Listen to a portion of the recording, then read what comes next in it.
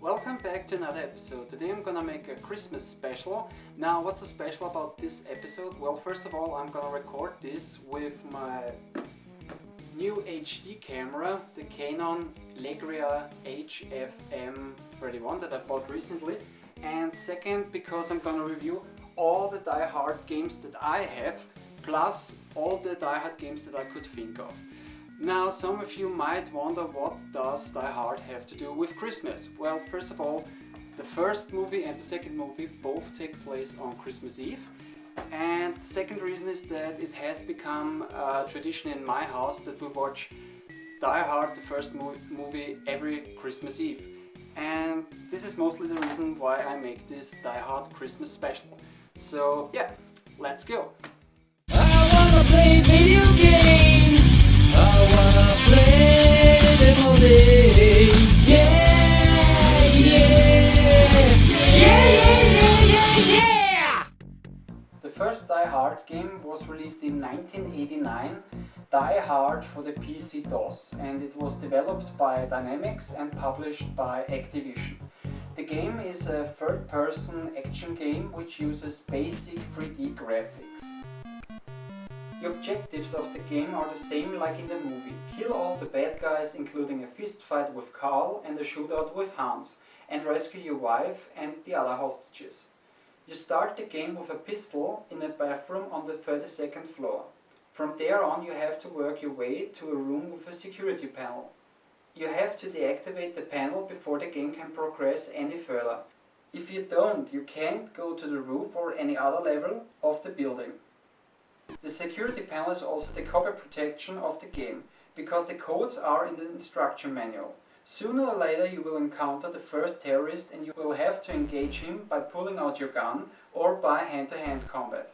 After you kill the terrorist, you can search the body for weapons, ammunition, food to restore your health, or items like a lighter in order to use the vents. Like I said, the 3D graphics are basic, but for 1998 the graphics were enhanced. Personally, I love the graphics. You can call me crazy, but it's just my opinion. Now to the sound. The game only supports a PC speaker, and except for a melody in the intro and I guess in the end, you only hear some beeps during the game. Now I have to say, the game is very hard, and I haven't been able to beat this game till today.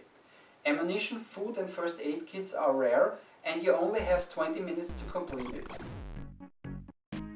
But in the end, it's an awesome game and a very good movie adaptation.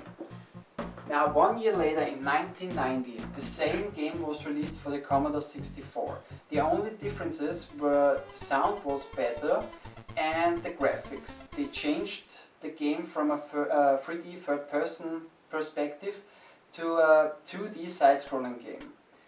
And I guess the Commodore 64 couldn't handle the 3D graphics back then, but except for sound and graphics, it's the same game. It's also awesome and very good movie adaptation.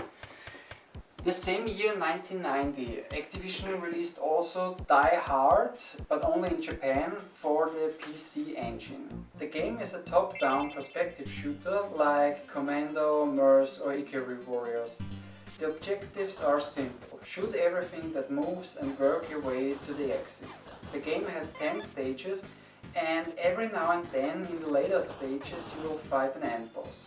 You start the game with your fists only, but soon enough you get one of the 4 different weapons like an assault rifle, a machine gun, a flamethrower or a grenade launcher. The game is a nice shooter, but nothing special. Now don't get me wrong, the graphics are solid, the music is good, only the sound effects are a little bit cheap. And for a shooter it does nothing wrong, but it's a very loose adaptation of the first movie. And it feels also like it was supposed to be a different game right from the beginning, and it was changed during the developing to become a Die Hard game. Take stage 1 and 2 for example. Stage 1 is a park and stage 2 is a swamp. Now, I'm not an expert.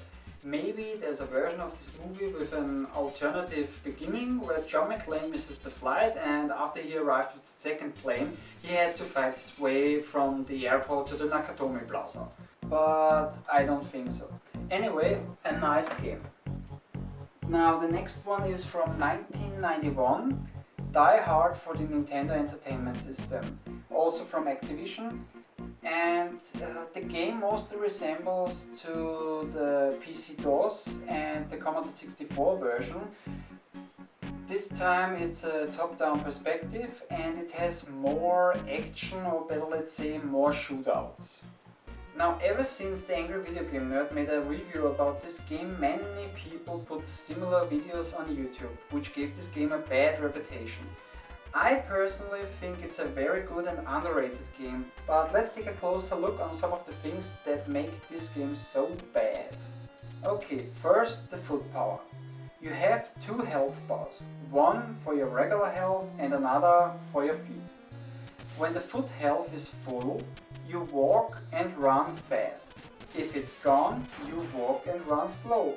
You lose foot health by using the run button constantly and by walking or running over broken glass.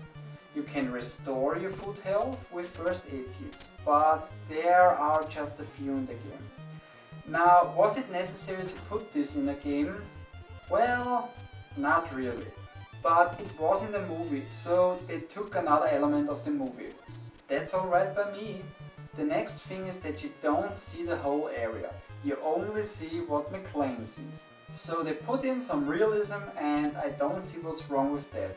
Another thing people were complaining about is that he wouldn't use the fire hose, but he would jump out of the window and die. The thing about the fire hose is that you're supposed to use it in the end of the game, not earlier. And don't forget, the player controls the character, not the other way around. So if you want that McClane commits suicide, it is your choice, not his. And Die Hard is not the first game where you can do that. Or?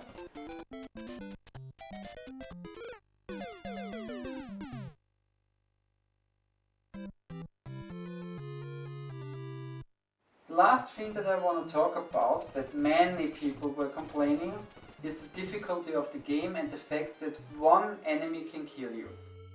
Well, I have to say the game is challenging, but not impossible. You'll just have to practice and get better to beat it, like every other game. And for the enemies, they also want to stay alive, so why should they make it easy for you? Also, the enemies need only one shot to die, 2 if you're playing in advance, and it takes 16 hits to kill McClane. But okay. Now the only things that I can complain about are aiming is a bit tricky and that you have to shoot the doors in order to open them. The graphics are average for the NES, except for the cutscenes. They are beautiful and the sound is also good. The game must be also one of the first where you can destroy some of the environment. In the end, I think it's a very cool title and a very good movie adaptation, and if you still don't like the game, that's fine by me. I mean, to each his own. Now, in the same year, in 1991, VTEC released the Die Hard handheld. The game is simple. Shoot bad guys and save hostages.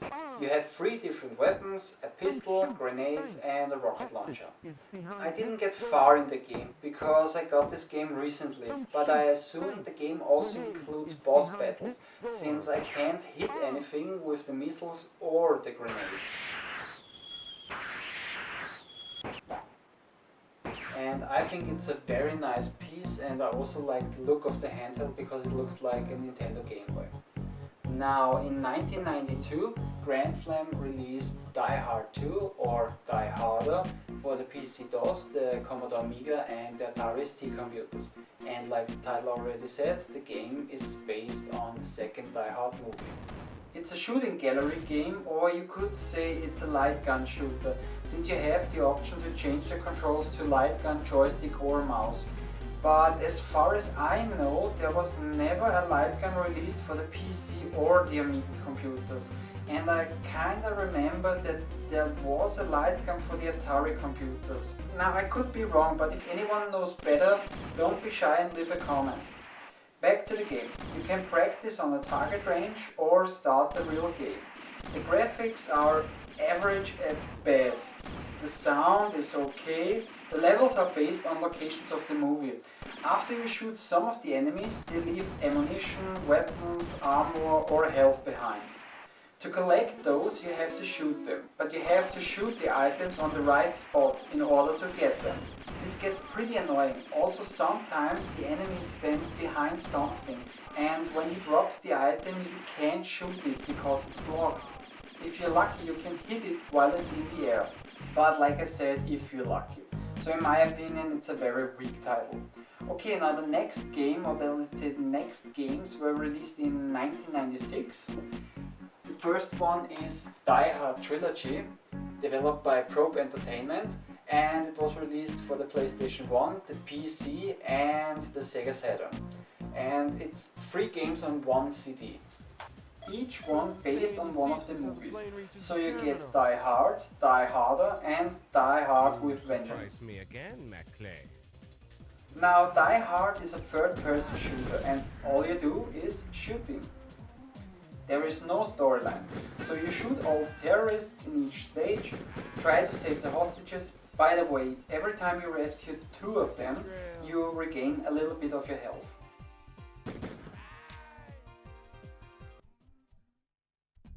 And after you clear the stage, you have to deactivate a bomb and go to the next stage. And from time to time, you also have to fight a boss character. You have a pistol with unlimited ammunition, but you get other different weapons throughout the game. Don't let him get away. Then we have Die Harder. This is a light gun shooter in the style of Virtual Cop. Same recipe, shoot bad guys, saving good guys, and yeah, you can use different weapons. And it's based on the second movie.